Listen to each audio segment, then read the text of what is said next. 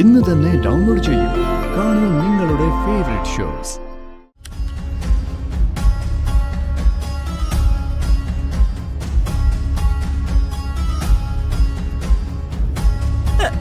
എന്റെ ദൈവമേ, എന്റെ മോള്. ഇതാരാ? പ്രിയങ്കയുടെ മുത്തശ്ശിയ. കാര്യങ്ങളൊക്കെ വളരെ രഹസ്യമായിരിക്കണമെന്ന് നിങ്ങൾ പറഞ്ഞിട്ട് നിങ്ങൾ തന്നെ ആളുകളെ വിളിച്ചു കൂട്ടുവാണോ? അത് ഇവര് വന്നിരിക്കുന്നത് വളരെ രഹസ്യമായിട്ടാ. പ്രിയങ്കയ്ക്ക് ഈ ഭൂമിയിൽ ഏറ്റവും ഇഷ്ടം അവളുടെ മുത്തശ്ശിയാ. ഒരുപക്ഷെ ഇവരുടെ സാമീപ്യം എന്തെങ്കിലും വ്യത്യാസമുണ്ടാക്കിയാലോ എന്ന പ്രതീക്ഷയിലാണ് ഞങ്ങൾ വിളിച്ചു വരുത്തിയത്. നിങ്ങൾ ചിന്തിച്ച വഴി തെറ്റൊന്നുമല്ല. ചിലപ്പോ ചില സാഹചര്യങ്ങളിൽ മെഡിക്കേഷനും അപ്പുറത്ത് ചിലപ്പോ ഗുണം ചെയ്യാറുണ്ട്.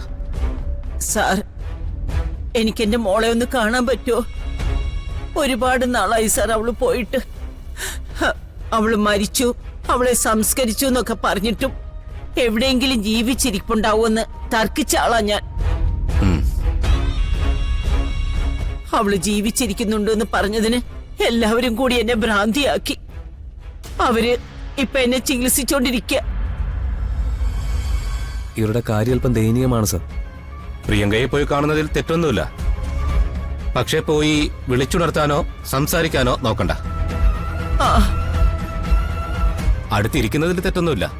എവിടെയാ സാർ അവള്? ദേ മുത്തശ്ശി, അങ്ങോട്ട് പൊയ്ക്കോളൂ.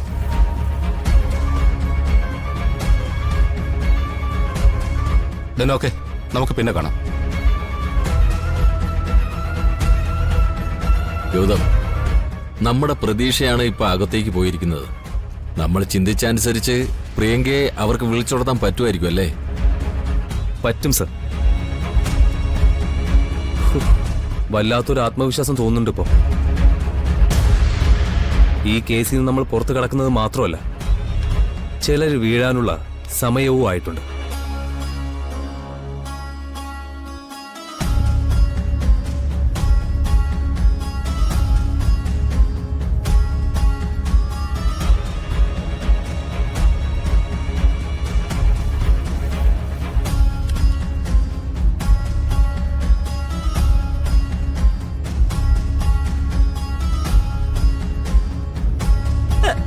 എന്റെ ദൈവമേ, എന്റെ മോള്.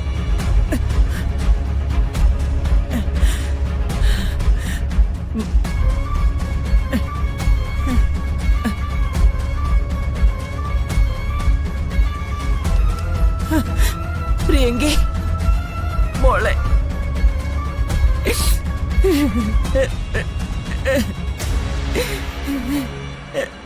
മോളെ, പ്രിയങ്ക മോളെ.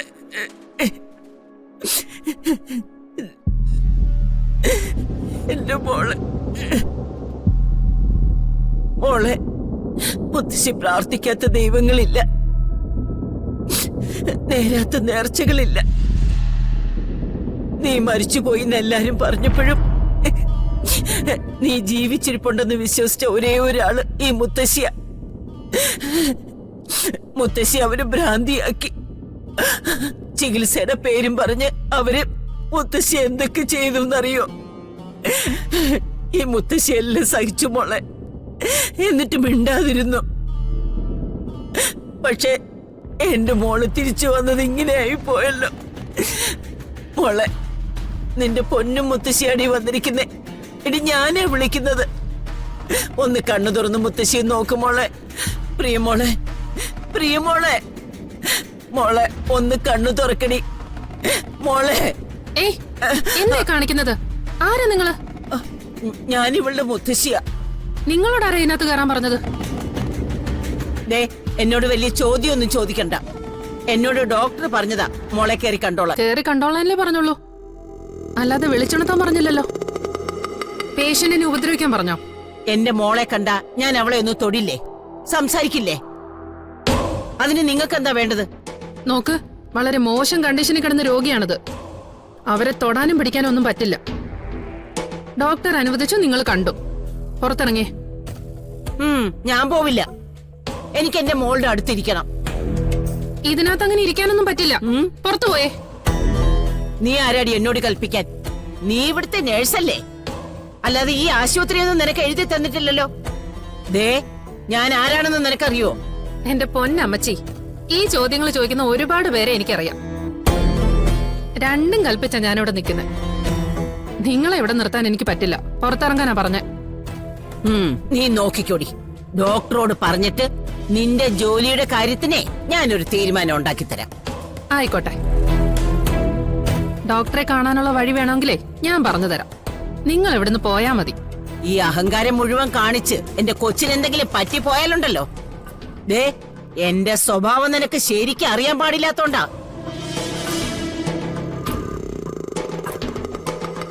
മോളെ, മുത്തശ്ശി പുറത്തുണ്ട് കേട്ടോ. നിനക്ക് സുഖമാവാതെ മുത്തശ്ശി ഒരിടത്തും പോവില്ല.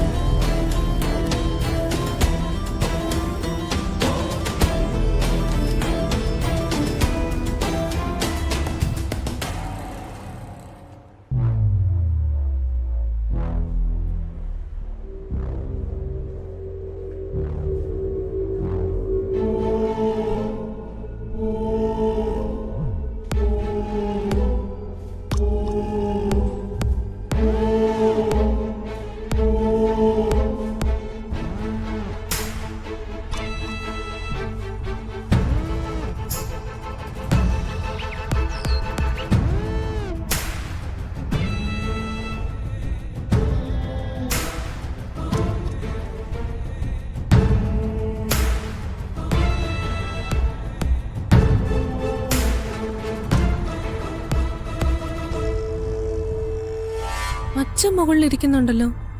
പിന്നെ ഇതാരാ?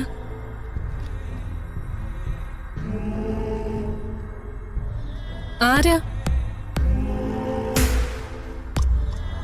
ആരാന്ന് ചോദിച്ച കേട്ടില്ലേ?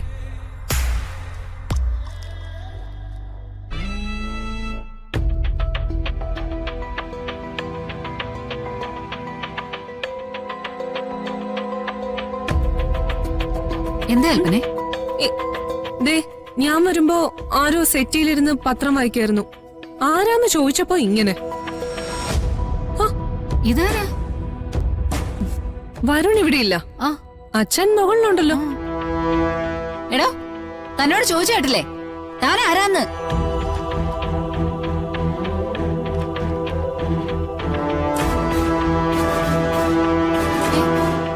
ഏ, ദേ, എടാ, അവിടെ നിക്കാൻ. എടാ, നിക്കാനാ പറഞ്ഞേ.